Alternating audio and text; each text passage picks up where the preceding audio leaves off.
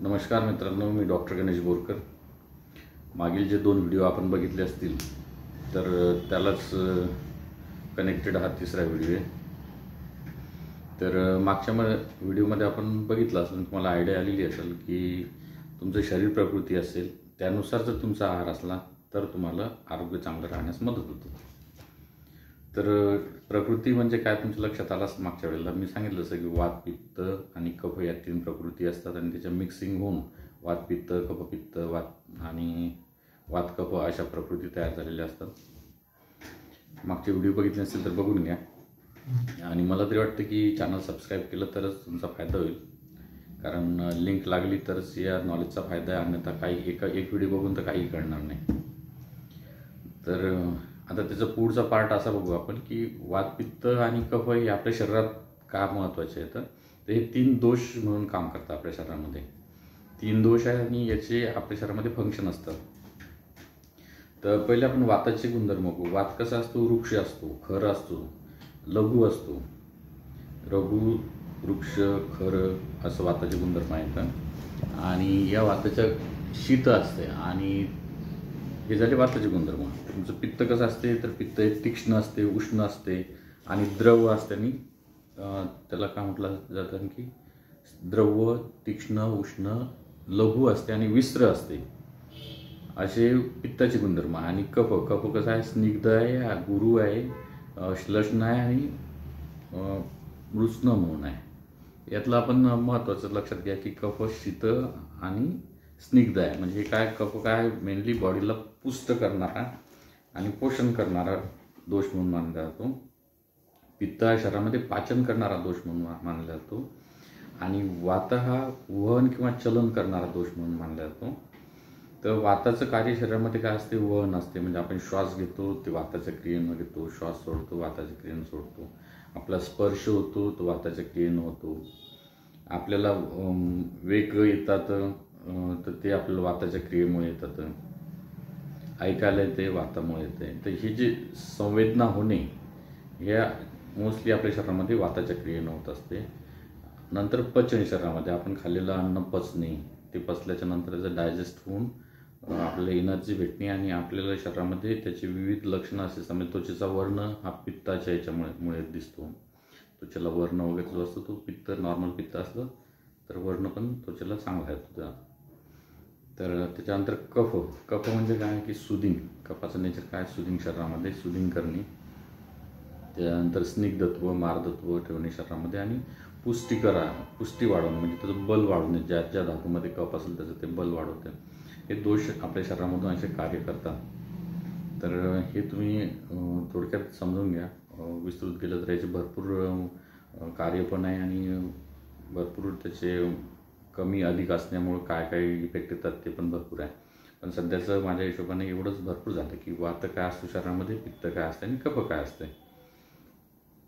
तर शरीरामध्ये आता वातदोष जर बिघडला तर वाताच्या ज्या क्रिया येतात त्या कमी किंवा अधिक होतील, बरोबर आहे। पित्तदोष बिघडला तर पित्ताच्या क्रिया कमी किंवा अधिक होतील आणि कफदोष बिघडला तर कफाच्या क्रिया कमी किंवा अधिक होतील।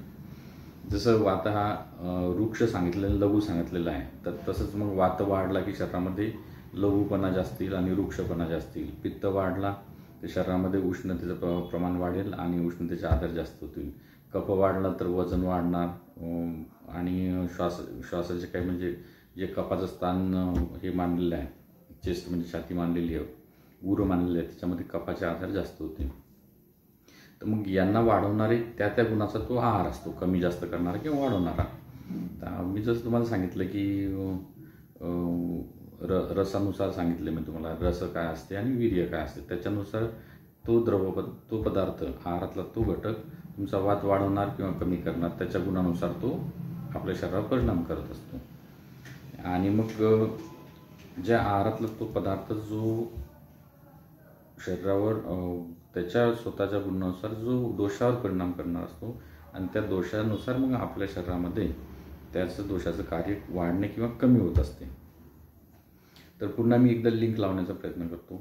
आहारामध्ये आपण जे पदार्थ घेतो त्यांचे रस आणि वीर्य याच्यामध्ये आणखी एक भाग असतो पण त्याला आपण थोडंसं साईडला ठेवू सध्या, कारण तो विपाक स्पष्ट करायला गेलो तर आणखी कन्फ्युजन वाढेल तुमचं. रस, वीर्य आणि विपाक याच्यानुसार मग त्याचं कार्य असतं. तर तुम्ही सध्या रस समजून घेतलेला आहे, त्याचं वीर्य समजून घेतलेलं आहे. जर समजा एखादा पदार्थ आहे तो शीतगुणाचा आहे आणि त्याचा रस मधुर आहे आणि त्याचा विपाक पण मधुर आहे, तर तो काय करणार, कफकारक राहणार. तर असा पदार्थ कुठला राहणार, जनरली दूध घ्या. तुमचं दुधाचा स्वभाव कसा असतो बघा. आता दूध तुम्ही सर्वांनी बघितलेलं, पिलेलं आहे, सर्वांना माहीत आहे. तर दूध हे शीतगुणाचं असते, मधुर रसाचं असते आणि स्निग्ध असते. त्याच्यामुळे हे काय करते, जे कफाचे गुण आहे, कफाचे गुण पण बघा ना, शीत आहे, श्लष्ण आहे, स्निग्ध आहे, तर हे कफाचे गुण वाढवणार. म्हणजे दूध जर घेतलं तर तुमच्या शरीरामध्ये कफ वाढणार. तर या एका उदाहरणावरून तुम्हाला दोषाची आणि त्या पदार्थाच्या गुणांची साम्यता लक्षात आली आणि त्याचं वाढण्याचं कारण लक्षात आलं. तर याच्यावरून तुम्ही समजून घ्या, म्हणजे समान गुणाचा पदार्थ समान दोष हा वाढवतो. तुमच्या लक्षात नसेल आले तर परत सांगतोय, समान गुणाची वस्तू समान दोष वाढवतो. मग याच सूत्राचा आपण अवलंब करून आपल्या आहारामधील घटकाचं आपण नियोजन करायला पाहिजे. आता प्रकृती मी तुम्हाला सांगितलेली, वात प्रकृतीचा रुग्ण कसा, वात प्रकृतीचा व्यक्ती कसा असणार, तो कृश असणार, सावळ्या रंगाचा असणार, त्याची वृक्ष असणार. तर असा वात प्रकृतीचा असला आणि त्याने जर वातकर पदार्थ खाल्ले तर त्याच्या शरीरामध्ये वाताच्या व्याधी लवकर उत्पन्न होणार.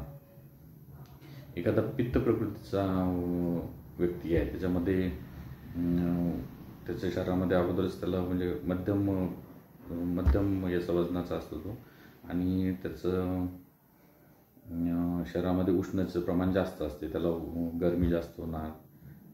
हा पित्ताचे लक्षणं, पित्त प्रकृतीच्या व्यक्तीला पित्ताच्या वाढवणाऱ्या पदार्थामुळं पित्ताचे आजार लवकर होणार.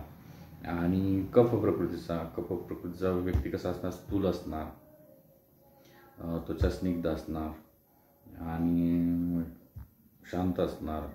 आणि अशा प्रकृतीच्या व्यक्तीने जर समजा कफ वाढवणार, म्हणजे दुधाचा पदार्थ जास्त खाल्ले, त्याला कफाचे आजार जास्त होणार. म्हणजे